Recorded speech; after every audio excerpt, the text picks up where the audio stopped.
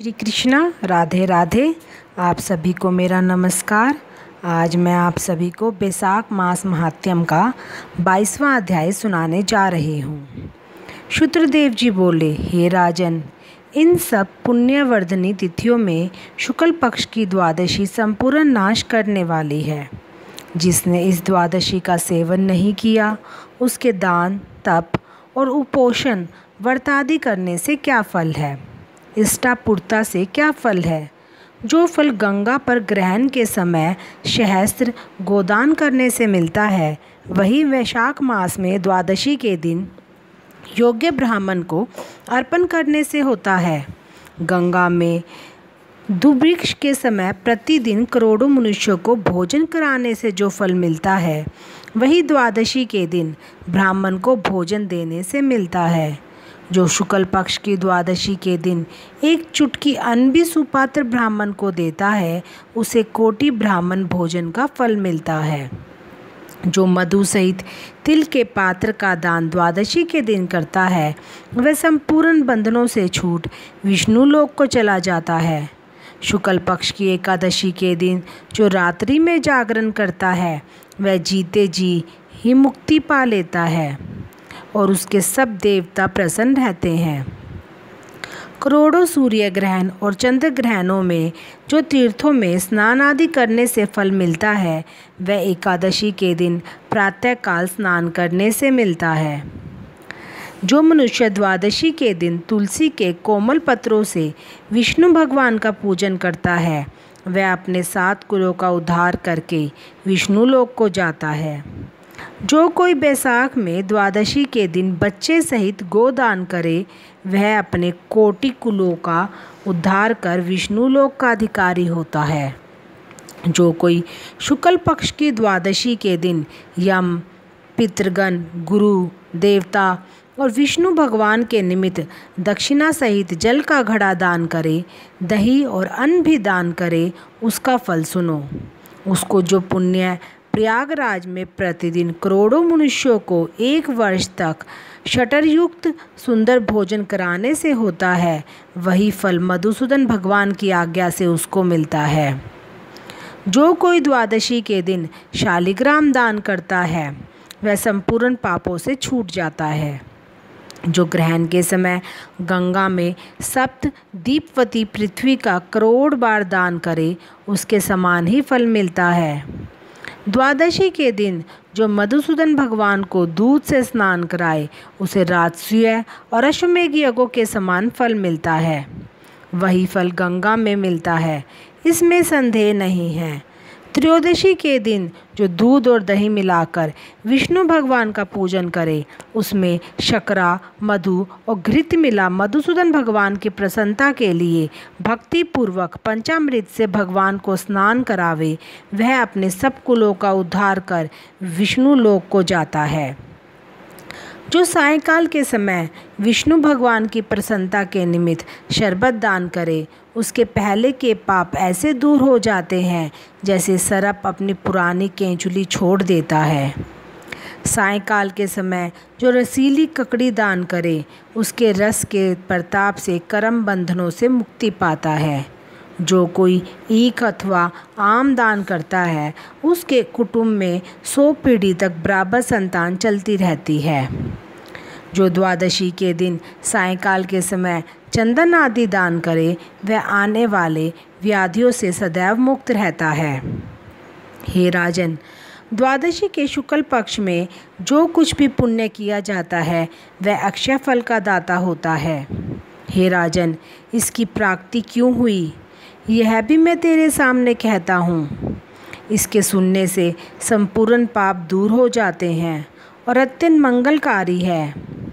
प्राचीन समय में कश्मीर देश में एक देवव्रत नाम का ब्राह्मण हुआ था। उसकी मालिनी नाम की एक पाप रूपी पुत्री हुई। वह कन्या सत्यशील नाम के बड़े विद्वान ब्राह्मण से ब्याही गई। उसके विवाह करके वह अपने यमन नाम देश को चला गया। वह रूप यौवन संयुक्ता कभी भी पति की प्रिय न हुई और वह निष्ठुर उससे सदा द्वेष रखे, उसके अतिरिक्त किसी से भी कुछ द्वेष ना रखे। अपने पति पर क्रोध कर वशीकरण करने की इच्छा से उसने अन्य स्त्रियों से पूछा जिनको पहले उनके पतियों ने त्याग दिया था।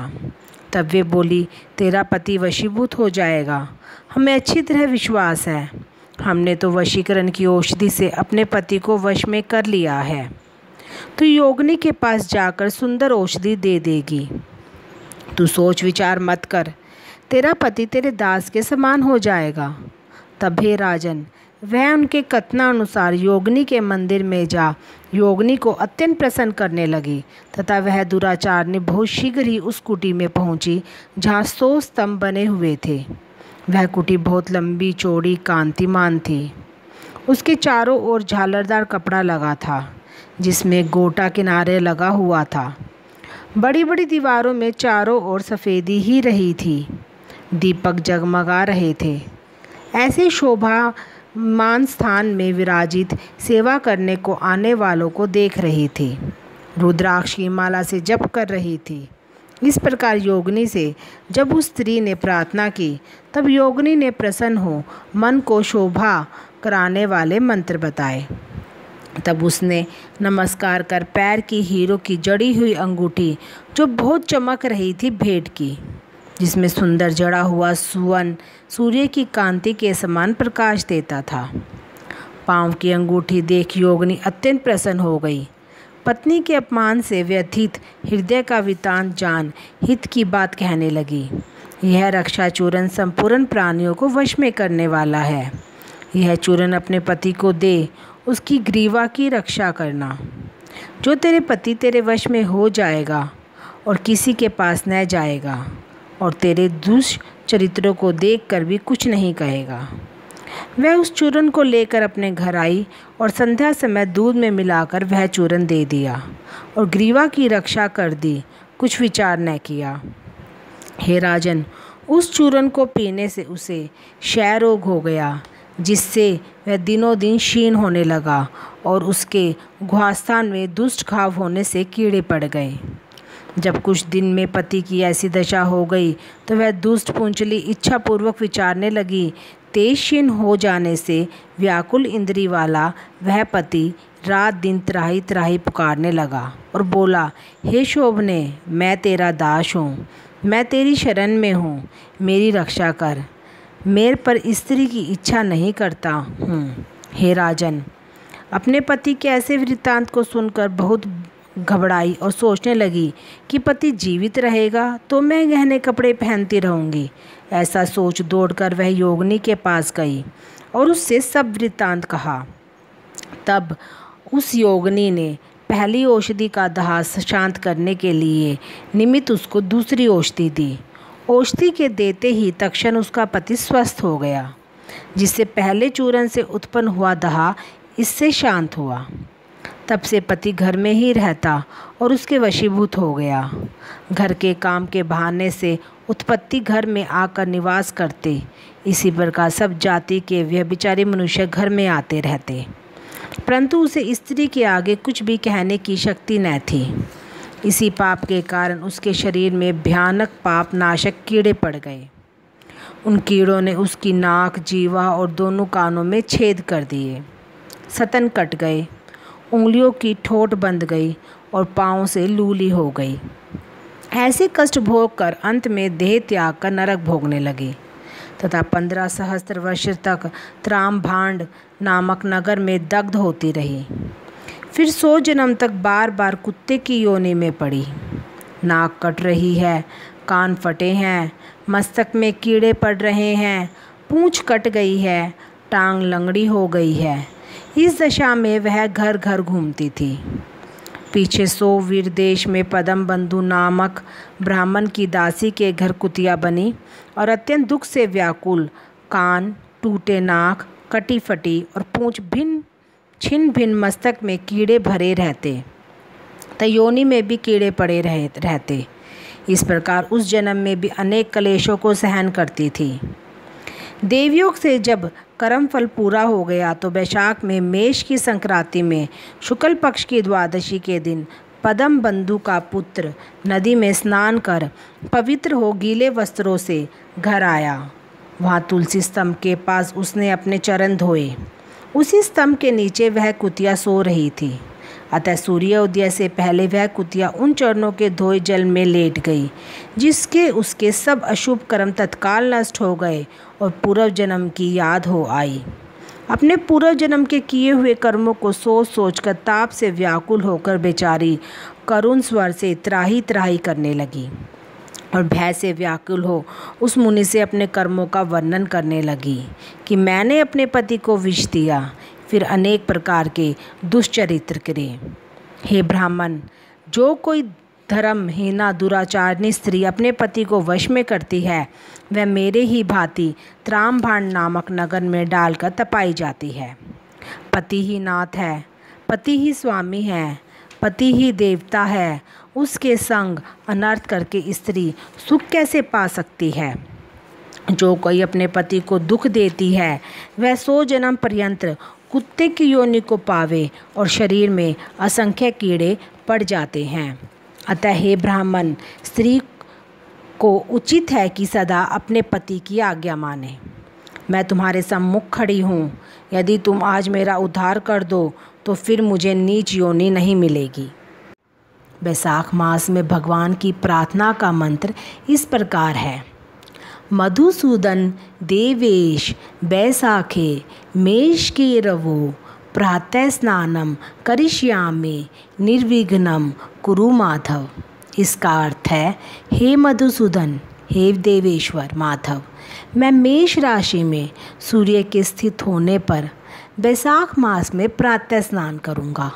आप इसे निर्विघ्न पूर्ण कीजिए। तत्पश्चात निम्नलिखित मंत्र से अर्घ्य प्रदान करना चाहिए। बैसाखे मेषगे भानो प्रातः स्नान प्रायणः अर्घते हम प्रदास्यामि गृहान मधुसूदन। इसका अर्थ है, सूर्य के मेष राशि पर स्थित रहते हुए बैसाख मास में प्रातः स्नान के नियम से श्रलिंग होकर मैं आपको अर्घ्य देता हूँ। हे मधुसूदन, इसे ग्रहण कीजिए। इस प्रकार अर्घ्य संपन्न करके स्नान करें।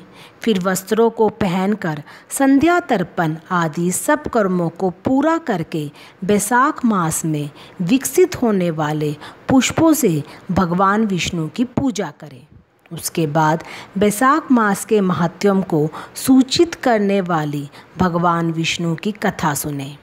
ऐसा करने से कोटि जन्मों के पापों से मुक्त होकर मनुष्य मोक्ष को प्राप्त होता है। यह शरीर अपने अधीन है, जल भी अपने अधीन ही है, साथ ही अपनी जीवा भी अपने वश में है। अतः इस स्वाधीन शरीर से स्वाधीन जल में स्नान करके स्वाधीन जीवा से हरि इन 2 अक्षरों का उच्चारण करें।